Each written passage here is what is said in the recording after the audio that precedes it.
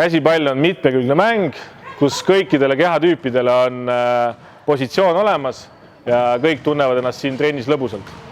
Lisaks käsipallile mängime siis trennis veel jalgpalli, korvpalli, rahvastepalli, teeme muid üldkehalisi harjutusi, et lastele oleks trenn mitmekülgne ja huvitav.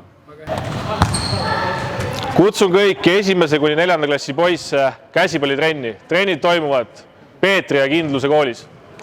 HC Tallinn on aastast 2012 tegutsenud Peetris 2 grupiga. Oleme nüüd sügisest 2021 võtnud Kindluse kooli veel 2 gruppi ja oleme oma fookust suunamas järjest rohkem Rae valda, kuhu ideaalis soovime lähiaastatel rajada ka klubi käsipallikeskuse ja miks mitte siia kõrvale teha ka käsipalliakadeemia.